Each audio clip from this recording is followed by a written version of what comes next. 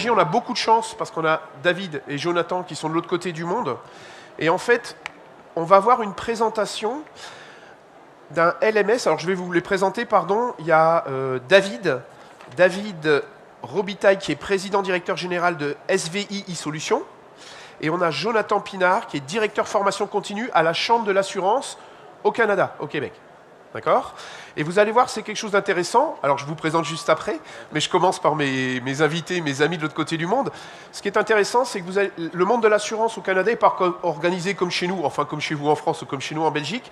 C'est quelque chose de très centralisé avec si vous voulez, des fédérations un petit peu partout au Canada. Je le dis comme ça, vous pourrez me corriger après. Et là, ce qui est intéressant, c'est qu'ils vont nous présenter comment un LMS, alors un LMS ça fait peur, hein, d'accord? Comment un LMS a pu s'adapter à la structure d'une méga entreprise. On parle, si je ne me trompe pas, de 18 000 apprenants à former. Comment finalement on a une structure centrale et un suivi central, mais quand même de la liberté, ça on aime bien, hein, de la liberté dans chacune des branches. Et pour ça, en plus de David et Jonathan, on va avoir Gwen, Gwen et Julien, puisque vous êtes tous les deux les cofondateurs et dirigeants de Clasilio. C'est à vous pour 25 minutes, questions comprises. Questions comprises, parfait. Merci beaucoup pour cette magnifique introduction. Donc bonjour à tous, merci beaucoup d'être si nombreux pour la conférence, on est ravis de vous accueillir. Donc effectivement, on se présente très rapidement. Donc Gwen et Julien, deux cofondateurs et dirigeants de la société Clasilio. Pour ceux qui ne nous connaissent pas ou peu, on fait partie du paysage du digital learning depuis 2008 et on propose une solution de LMS, comme l'a dit Olivier, très complète qui permet de gérer votre offre de formation et qui a un certain nombre de spécificités dont vous en verrez certaines aujourd'hui pendant ce retour d'expérience. J'en dis pas plus, je garde le suspense pour la suite. On propose également une solution de classe virtuelle qui est depuis devenue une solution référente en France sur la pédagogie synchrone avec tous les outils qu'il y a à l'intérieur. Et on accompagne bien sûr tous nos clients dans la mise en place, l'accompagnement, la montée en compétences et l'organisation de l'offre de formation dans les plateformes de type LMS. Je vais passer la parole à Gwen pour la suite. Donc là, on a l'immense privilège d'avoir un chouette retour d'expérience parce qu'on est de plus en plus sollicité par des organisations qui ont des organigrammes très complexes avec plein de branches. Donc ça peut être des grands groupes avec des filiales, ça peut être des réseaux de franchisés, ça peut être là, on le voit avec une fédération professionnelle. Et l'idée, c'est qu'on adapte vraiment le LMS à l'organigramme et pas l'inverse. Donc essayer d'apporter de la simplicité à une organisation qui est complexe. Et tout le but, en fait, c'est d'avoir une segmentation qui permet d'isoler chaque entité. Et comme on le disait en introduction, d'avoir une gestion, un pilotage centralisé, mais des délégations au niveau local. Donc des gestions de droits qui sont au niveau local pour laisser la liberté et l'autonomie. Voilà, donc c'est tout ce qu'on va présenter lors de ce cas pratique. Et donc il y aura deux particularités dans cette conférence. La première, c'est qu'on ne va pas du tout vous parler d'IA. C'est assez rare pour le souligner. Donc on va vous laisser vous reposer sur ces sujets-là. La thématique aujourd'hui au Learning Technologies, c'est Restons humains à l'ère de l'IA. Donc je vous confirme qu'on va être très sur l'humain aujourd'hui, avec un retour d'expérience. Et en plus, je fais confiance à tous mes confrères pour vous abreuver d'informations sur l'IA, donc il n'y a pas de souci, vous aurez toutes les informations nécessaires. Et la deuxième spécificité, c'est qu'effectivement, on va faire quelque chose aujourd'hui, en général, qu'on ne nous recommande jamais, c'est-à-dire de faire des choses avec des gens à distance. On est au Learning Technologies, donc il y a quand même Technologies, on espère qu'on n'aura pas de soucis. Et donc, effectivement, on a le grand plaisir d'avoir donc David et Jonathan dans la belle province du Québec. Et donc, on va les laisser se présenter et nous faire ce riche retour d'expérience donc sur la chambre d'assurance dans laquelle Jonathan Pinard utilise et exploite la solution de LMS, Lara LMS. C'est à vous deux. Spectacle. Merci, Julien. Bonjour. Bien le bonjour à tout le monde à distance. Donc, il faudra peut-être être indulgent. Pour nous, il est 8h36 du matin. Alors, on démarre notre journée avec vous. C'est un privilège. On est bien heureux d'être là. Je m'appelle David Robitaille. Je travaille dans l'implantation, la conception de solutions numériques en formation depuis plus de 20 ans. C'est ma passion. Et je suis PDG chez SVI depuis quelques années. J'ai participé avec la Chambre à l'implantation directement et à la conception de la solution. Je suis avec Jonathan, bien entendu, aujourd'hui. Oui, merci beaucoup, David. Bienvenue à tous. Merci d'être là. Mon nom est Jonathan Pinard. Je suis donc le directeur de la formation continue à la Chambre de l'assurance. J'ai œuvré pendant une quinzaine d'années dans le domaine de l'assurance de dommages au Québec, au Canada, mais en parallèle, j'ai une expertise en enseignement. et en gestion. Donc, mes fonctions maintenant regroupent en fait mes deux passions. Et effectivement, on est là aujourd'hui pour vous parler de la solution que nous avons développée avec l'équipe de David. Donc, la Chambre de l'assurance, en bref, on parle de plus de 18 000 membres qui sont des certifiés en assurance de dommages, là, par exemple des experts en sinistre ou des courtiers, des agents d'assurance. Et ces agents ou ces courtiers sont évidemment au sein de cabinets et d'organisations. On parle de plus de 1000 organisations employeurs là, à travers la province. Il y a aussi beaucoup de cabinets qui ont des organismes dispensateurs à l'interne. Il y en a aussi à l'externe. On en a une panoplie, là, tout près de 300, ce qui implique donc beaucoup de membres ayant des besoins et des réalités très différentes. Évidemment, on a environ 150 000 inscriptions dans une année à travers certaines obligations en formation continue et des suivis en conformité. On en reparlera, là, mais qui sont très encadrés. Donc, c'est vraiment un organigramme complexe. Et il y a beaucoup d'intermédiaires dans cet écosystème-là. Et malgré qu'on ait une équipe de formation bien dynamique, ça fait beaucoup de gestion et de volume à gérer. Donc, voilà pourquoi on a travaillé avec l'équipe de David. Oui, et puis les messages étaient clairs. Là. Dès qu'on a commencé à discuter avec eux, il y avait plusieurs défis importants qui étaient identifiés par l'équipe de la Chambre. Le premier étant relié à la ressaisie, aux écarts informationnels, surtout dans l'utilisation de chiffriers, de fichiers qui rendaient un petit peu complexe là, toute l'opération. Ça amenait aussi des enjeux de sécurité pour la circulation des données, parce que parfois il y a des données nominatives effectivement dans ces fichiers-là. Le deuxième défi, c'était relié plus aux communications entre les clientèles et les équipes de la Chambre, qui se faisaient souvent par courriel, donc ça rendait quand même difficile le suivi et l'historique relié à ça. Un autre défi, c'était que c'était difficile de donner le bon niveau d'information et d'autonomie. Ça générait beaucoup de trafic, de demandes d'informations de la part des gens qui circulaient dans cet écosystème-là. Et donc, c'était vraiment un des défis majeurs. Puis, le dernier, il n'y avait pas de guichet unique qui rassemblait tous ces acteurs-là pour présenter toute l'offre de formation. Donc, ça pouvait aussi rendre difficile le repérage des formations pour les titulaires. Donc, ce qui a été amené, on parle de guichet unique, c'est vraiment une manière de présenter l'information ou toute la formation aux utilisateurs. La solution permet d'avoir plusieurs portails. Donc, c'est comme des portes d'entrée, on va le voir tout à l'heure, qui peuvent être complètement personnalisé en fonction des clientèles. C'est transactionnel, donc les gens sont autonomes dans leur inscription. Ça peut comprendre aussi le paiement et on peut rendre chaque OF vraiment indépendante sur les conditions de paiement ou les laisser globalement sous le même juron. Tout ça est personnalisable, bien entendu, pour chacune des portes d'entrée. Et les méthodes d'authentification, donc quand les gens entrent leur code utilisateur mot de passe, ce n'est pas ceux nécessairement du LMS, c'est souvent ceux d'un dispositif central qui adresse cette clientèle-là. Donc ça aussi, ça peut être multiple, dépendamment des gens impliqués. Donc, notre intervention tournait principalement autour de 3 axes. Pour notre présentation d'aujourd'hui, notre retour d'expérience, après plus de 2 ans d'utilisation. Donc, c'est comment on a fait pour gérer, prendre en charge cette structure complexe-là. Le deuxième axe, c'est comment on a fait pour l'intégrer dans l'écosystème client. Qu'est-ce qu'on a fait de ce côté-là? Puis le dernier axe, c'est ça porte davantage sur les obligations en formation continue là, qui sont spécifiques à la Chambre. Donc, Jonathan, je te laisse un petit peu nous amener la portion reliée à la gestion d'une structure complexe.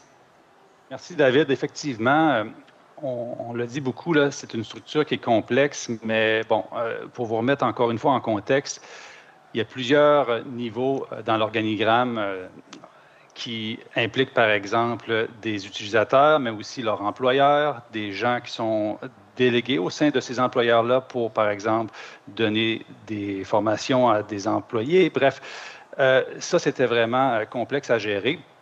on devait aussi, au-delà des nombreux types d'utilisateurs, là, isoler les organisations. Donc, il devait y avoir, dans le fond,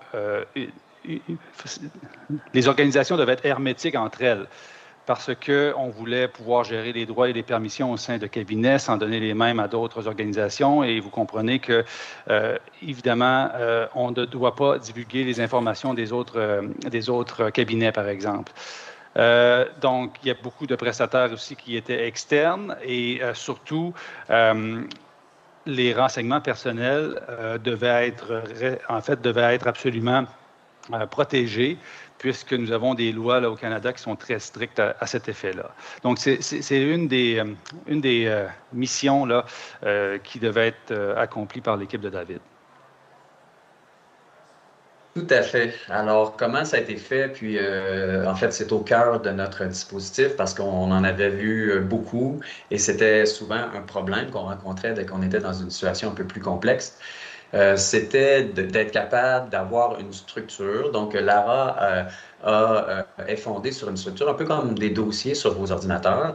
Donc, c'est une hiérarchie de dossiers dans lesquels les objets sont tous placés. Donc, quand on parle de multibranches, on parle de dossiers qui peuvent contenir des sous-dossiers pour carrément répliquer une structure. Pour chacun des dossiers, on peut avoir une porte d'entrée associée pour permettre aux utilisateurs de ce secteur-là de se connecter et de se joindre au dispositif. Donc, c'est vraiment la base de ça.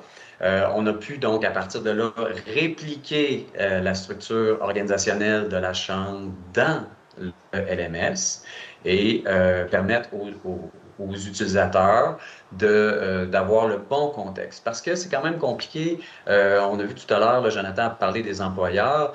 Ces employeurs-là peuvent voir, dans le fond, uniquement leurs employés qui ont donné leur acceptation pour que leurs données personnelles soient vues par leur employeur. Donc, il y a un certain niveau de complexité. Puis, il y a aussi le fait que la même personne peut être employeur, mais en même temps, un employé pour un autre employeur. Donc, c'est également multi-contexte. Donc, une personne peut cumuler des rôles à travers ces dossiers-là.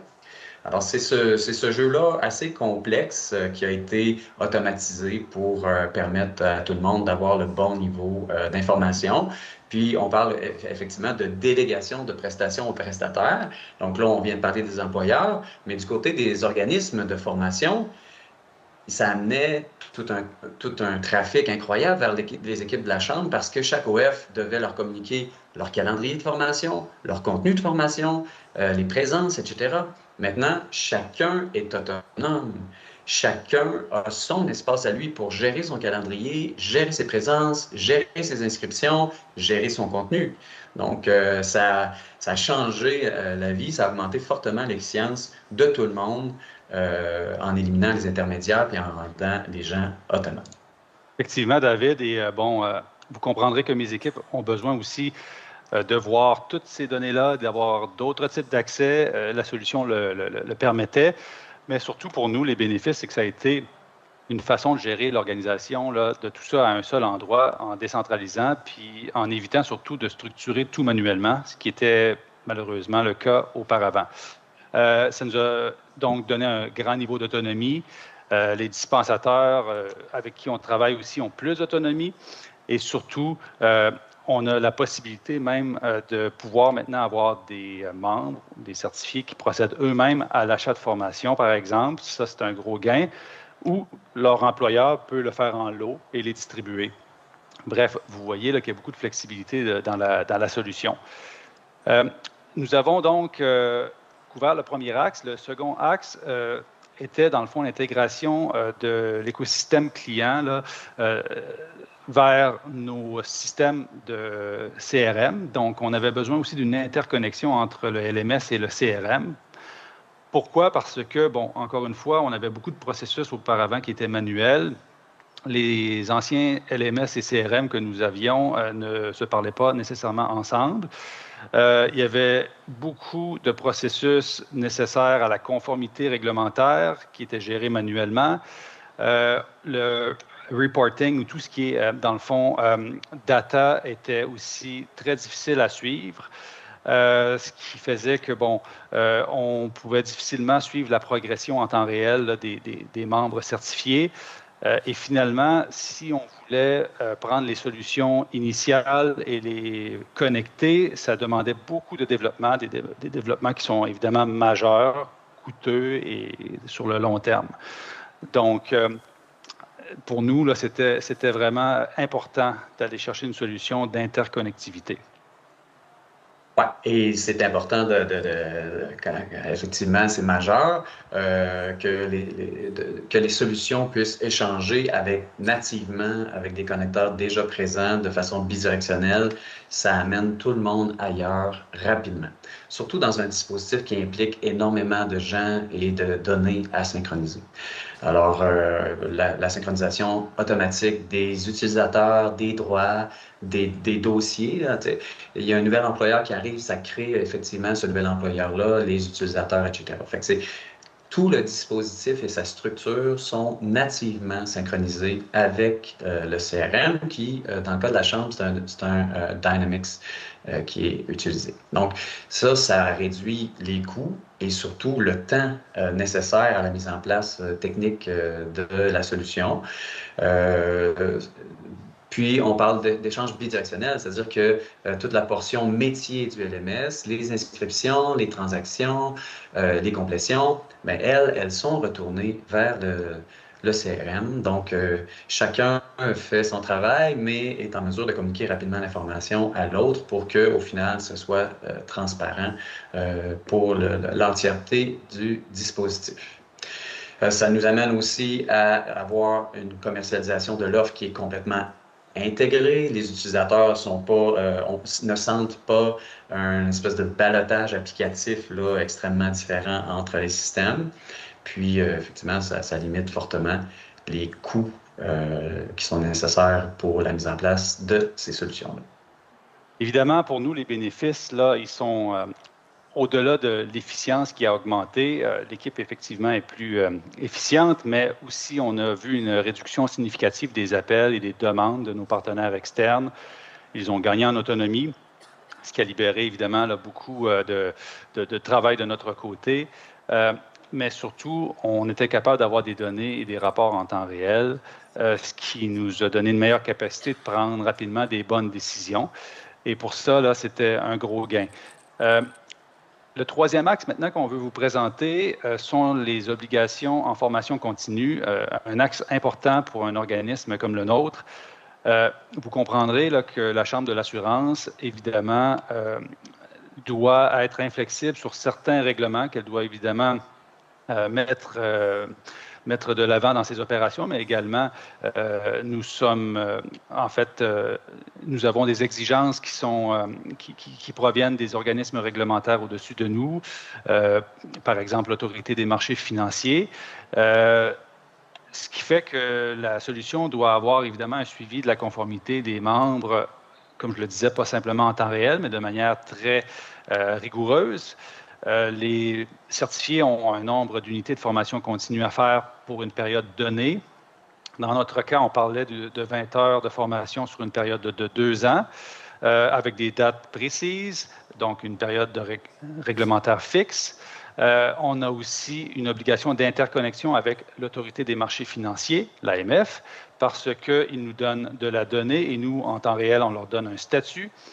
Bref, beaucoup de paramètres à respecter et surtout beaucoup de barrières à franchir ou parfois à garder.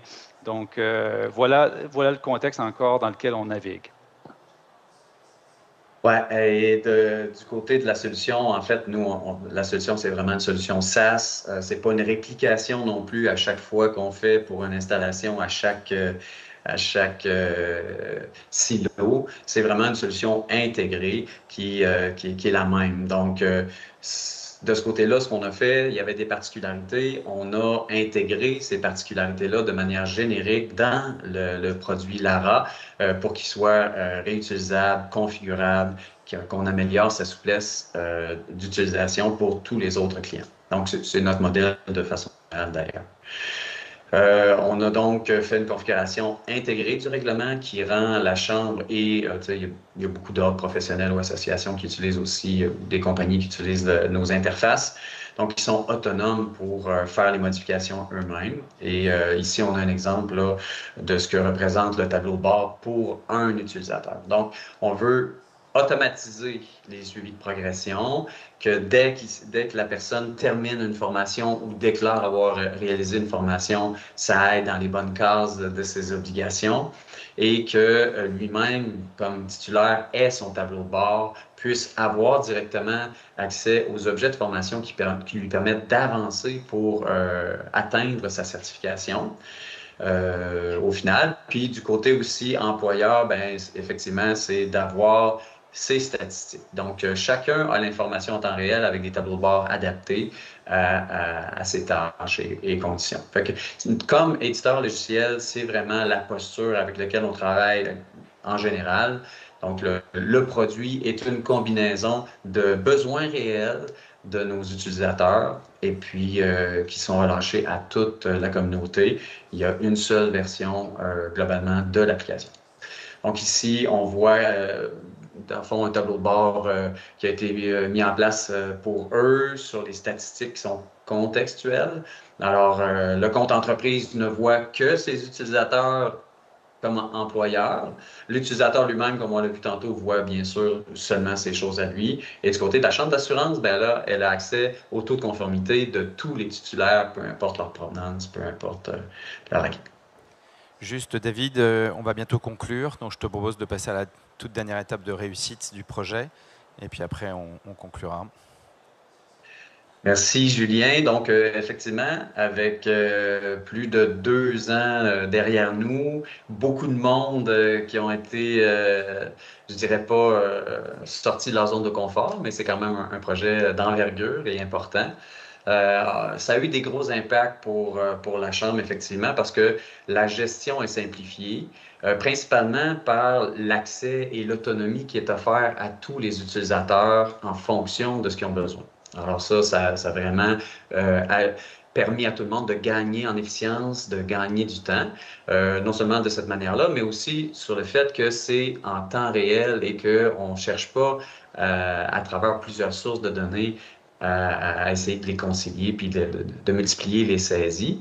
Et ça a eu un impact quand même aussi positif pour la Chambre elle-même parce que c'est une visibilité qui est accrue pour elle, mais aussi pour les OF qui se sont joints à ce projet-là parce que là, tout le monde se trouve regroupé et bien en vue dans un guichet unique auprès de toutes ces clientèles-là. C'est quand même 18 000 personnes qui font partie du dispositif. Donc, on a la chance aussi, d'ailleurs, je remercie la Chambre et Jonathan là, qu'ils aient pris le temps de venir monter ça et présenter ça avec nous. C'est super apprécié.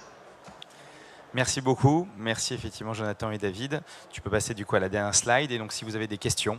Ouais, exactement. Donc un grand merci à vous. Je pense qu'on peut les applaudir parce que. Bravo. Il y a les applaudissements.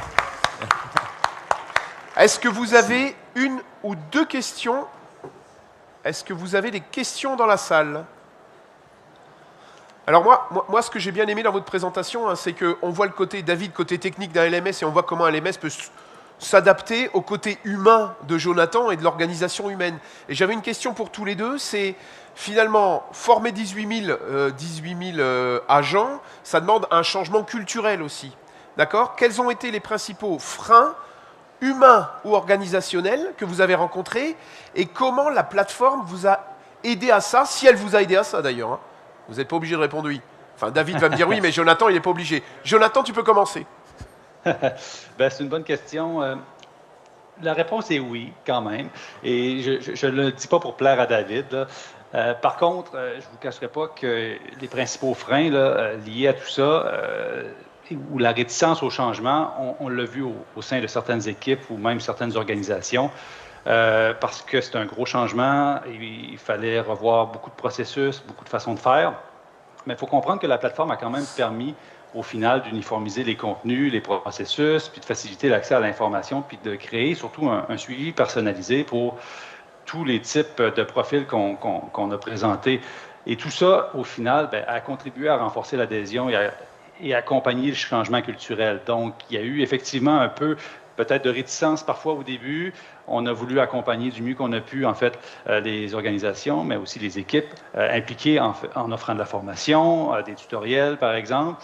Et rapidement, je crois que l'adhésion est venue parce que la solution donnait des bénéfices évidemment évidents aux utilisateurs. Merci Jonathan.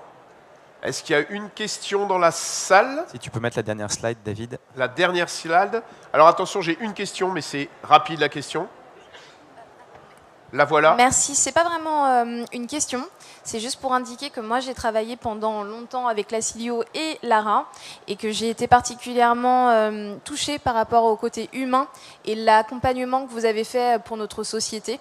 En l'occurrence surtout Gwen et ses équipes. Donc c'était juste un petit passage pour l'indiquer que... Tu travailles pas chez eux? Non, pas du tout. Pas du tout. Non, Pas je du vérifie. tout. On l'a pas payé. Ça semblait On l'a commenté pas payé. là. J'aime Pas les du tout, pas du tout.